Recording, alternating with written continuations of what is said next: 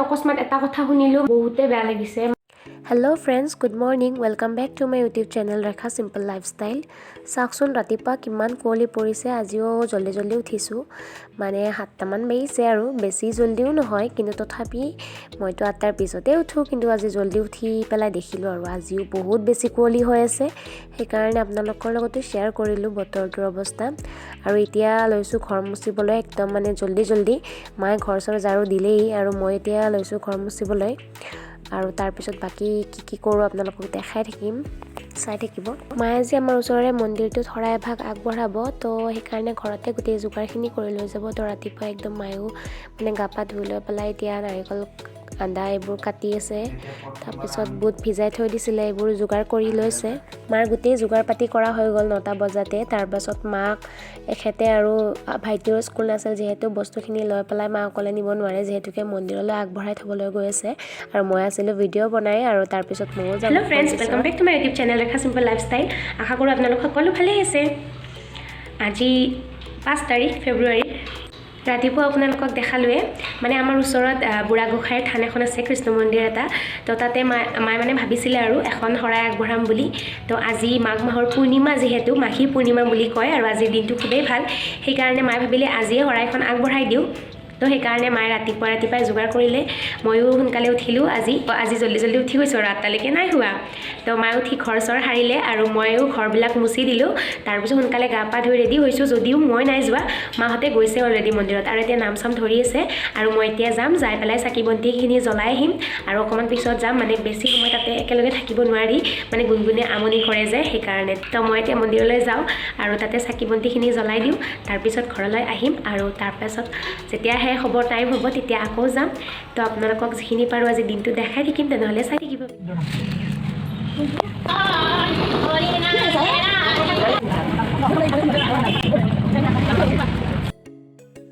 ঘৰত আহোঁতে 12:30 বাজি গ'ল।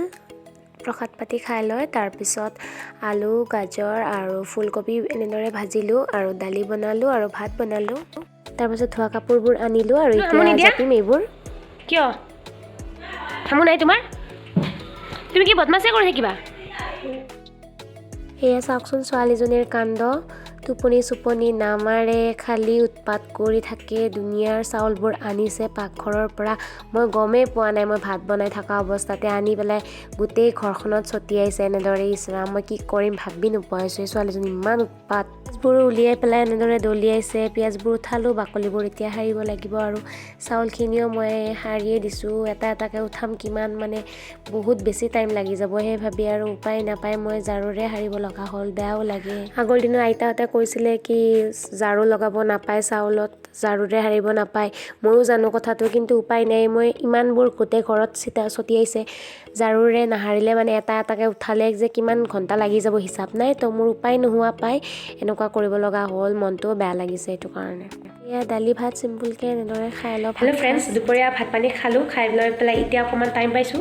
গুণগুণে জাষ্ট শুলে, বা ৰাতিপুৱাৰ পৰা তাই নাই হোৱা, কি উৎপাত। ইফালৰ পৰা সিফালে চাউল দলিয়াইছে, পিঁয়াজ দলিয়াইছে, এইবোৰ কৰি আছে।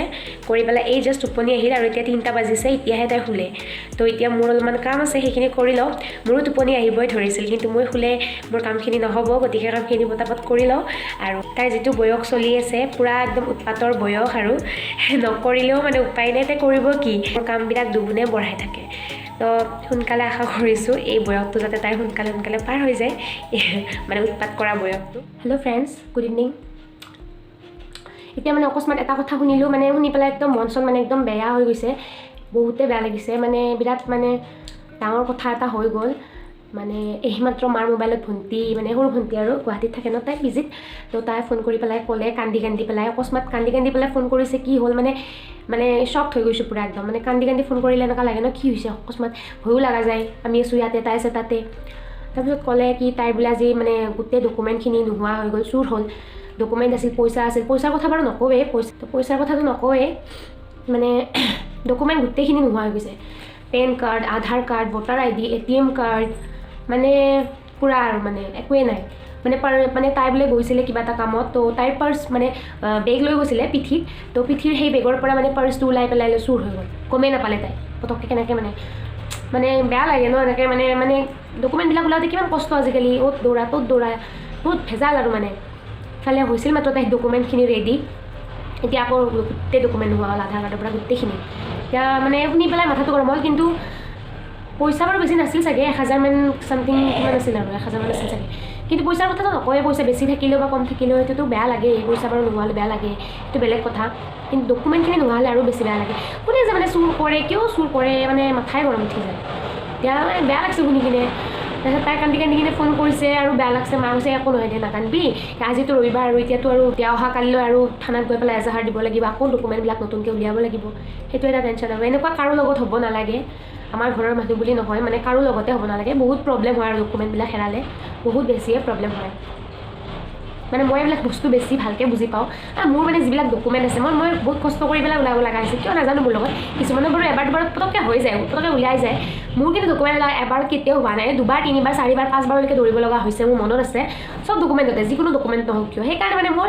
ডকুমেণ্ট হেৰালে মানে মাথা কাম নকৰা হৈ যায় মোৰ হওক বা ভণ্টিৰ হওক একে কথা মানে বিৰাট মনটো মানে বেয়া লাগি গৈছে আজি আৰু একদমেই বেয়া লাগিছে মনটো তো ভিডিঅ'টো বনাই আছিলোঁ দিনটোৰ পৰাই ৰাতিপুৱাৰ পৰাই তো সেইকাৰণে আৰু আপোনালোকৰ লগত শ্বেয়াৰ নকৰাকৈ থাকিব নোৱাৰিলোঁ সেইকাৰণে আপোনালোকৰ লগতো শ্বেয়াৰ কৰিলোঁ আৰু বাৰু এতিয়া এজাহাৰটো দিমেই থানাত দিবই তাই গৈ পেলাই পাপাৰ লগত তো অল ডকুমেণ্ট আৰু নতুনকৈ এপ্লাই কৰিব লাগিব নে কি কৰিলে মানে জল্দি কামবোৰ আহক কোনোবাই যদি তেনেদৰে জানে তেনেহ'লে প্লিজ কমেণ্টত জনাবচোন অলপমান আমাৰ সুবিধা হ'ব তো তাৰ কাৰণে মই জনালোঁ কোনোবা কিবা আইডিয়া থাকিলে জনাব আৰু কমেণ্টত সেই বুলি ভাবি ভিডিঅ'টো ক'লোঁ আৰু মোৰ প্ৰব্লেম হৈছে যিহেতু মই ভিডিঅ'টোৰ যোগেদি আপোনালোকৰ লগত শ্বেয়াৰ কৰিলোঁ তেনেহ'লে ফুলকবি আলু এনেদৰে বনালোঁ আৰু ভাত পানী খালোঁ আৰু মনটো বেয়া হোৱাৰ কাৰণে মানে আজি আৰু ভিডিঅ' বনোৱা নহ'ল তো আকৌ নেক্সট ভিডিঅ'ত লগ পাম আশা কৰোঁ আপোনালোকে যদি ভিডিঅ'টো চাই ভাল পায় তেনেহ'লে প্লিজ ভিডিঅ'টো লাইক কমেণ্ট কৰি দিব আৰু যিসকলে ছাবস্ক্ৰাইব কৰা নাই প্লিজ মোৰ চেনেলটো ছাবস্ক্ৰাইব কৰি দিব আজিলৈ আহিছোঁ